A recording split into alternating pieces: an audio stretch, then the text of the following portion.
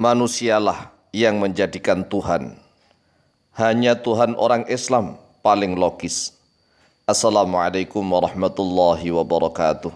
Bismillah walhamdulillah wassalatu wassalamu ala rasulillah sayyidina wa maulana Muhammad ibn Abdillah wa ala alihi wa sahbihi wa mawalah wa la hawla wa la quwata illa billah amma ba'd. Saudaraku kaum muslimin wal muslimat rahimakumullah, akhir-akhir ini semakin masif gerakan pengkaburan akidah, gerakan untuk mengacak-acak, memporak-porandakan bangunan teologi, bangunan tentang ketuhanan. Oleh sebab itu, wahai saudaraku kaum muslimin wal muslimat rahimakumullah, ketahuilah bahwa yang menjadikan Tuhan adalah manusia. Sekali lagi, yang menjadikan Tuhan adalah manusia. Tapi tolong diperhatikan, kata-kata menjadikan berbeda dengan kata menciptakan. Kalau menciptakan maka tidak ada yang bisa menciptakan Tuhan. Tidak ada. Tetapi kalau menjadikan Tuhan, banyak sekali manusia yang pandai menjadikan Tuhan. Oleh sebab itu, perhatikan jawaban-jawaban kami secara logis. Hanya Tuhannya orang Islamlah yang paling logis, yaitu Allah Azza wa Jalla. Mengapa? Dalam menjadikan Tuhan, kita harus mengenali sifat-sifatnya yang maha agung, yang maha mulia.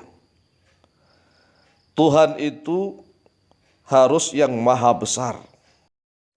Lalu, adakah Tuhan yang tidak maha besar? Jawabannya banyak sekali.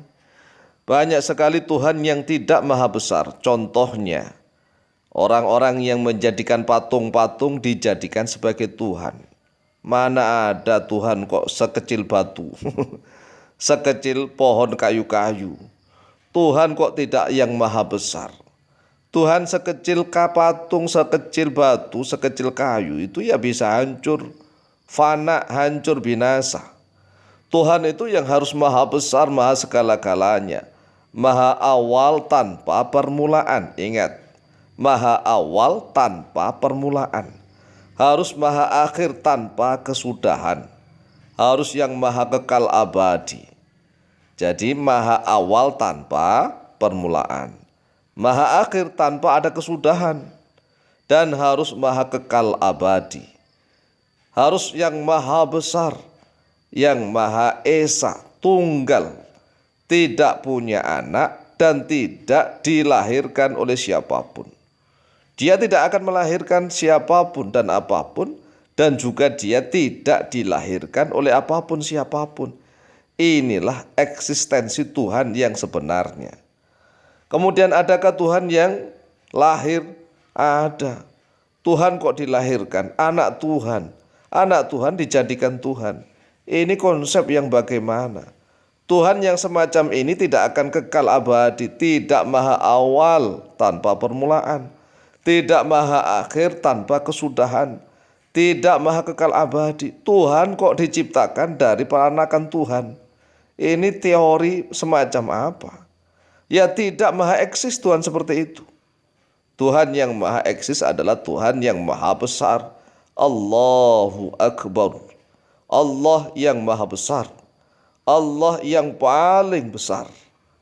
Artinya, mata telanjang manusia tidak akan mampu melihat bentuknya Tuhan. Tidak akan mampu. Mengapa? Karena manusia ini kan lebih kecil daripada semut dibandingkan dengan alam jagat raya. Sekarang kita lihat semut dengan rumah kita ini loh, bangunan. Apalagi rumahnya yang besar seperti gedung istana. Kira-kira semut itu mampu atau tidak melihat bentuk gedung istana?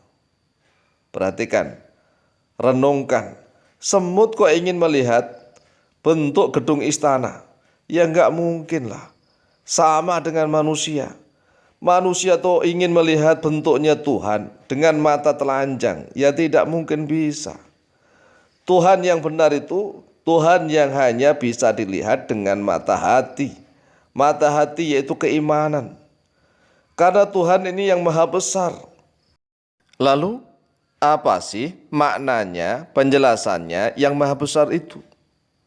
Orang Islam sering mengucapkan Allahu Akbar. Setiap mau sholat, takbiratul ihram, Allahu Akbar. Mau ruku, Allahu Akbar. Mau berdiri, Allahu Akbar. Apa sih artinya? Allahu Akbar artinya Allah yang maha besar. Allah yang paling besar. Zatnya Allah meliputi seluruh langit dan bumi. Ingat, kira-kira langit dan bumi ini besar atau kecil menurut manusia? Besar kalau menurut manusia. Manusia bisakah melihat seluruh permukaan bumi dengan mata telanjang? Enggak bisa, baru permukaan bumi. Lalu mampukah manusia ini melihat seluruh permukaan langit? Tidak bisa, tidak akan mampu. Mata manusia itu sangat lemah, sangat lemah. Kemudian langit dan bumi ini masih tidak apa-apanya dibandingkan dengan kursinya Allah. Kursinya Allah di dalam agama Islam diajarkan wasi'a kursiyuhus samawati wal ard, yang artinya luasnya kursinya Allah itu meliputi seluruh langit dan bumi. Ini baru kursinya Allah. Coba bayangkan dan direnungkan. Luasnya kursinya Allah meliputi langit dan bumi. Sedangkan kursinya Allah itu belum apa-apanya bila dibandingkan dengan arsy. Arsy-nya Allah meliputi kursi. Coba direnungkan lagi. Seluruh jagat raya antariksa itu tidak apa-apanya dibandingkan besarnya arsy. Kemudian arsy, kursi, seluruh langit dan bumi itu tidak ada apa-apanya bila dibandingkan dengan kebesarannya Allah. Lah mana mungkin manusia yang sangat kecil begini kok punya teori bisa melihat Allah dengan mata telanjang biasa? Ini teori apa? Pembodohan namanya. Pembodohan. Jadi Tuhan yang Maha Eksis, Maha segala-galanya, yaitu Tuhannya orang Islam. Tuhan yang menciptakan seluruh alam dan Tuhan yang Maha Besar, Tuhan yang Maha Esa, Maha Satu. Tidak mungkin Tuhan itu butuh ini, butuh itu. Tidak mungkin.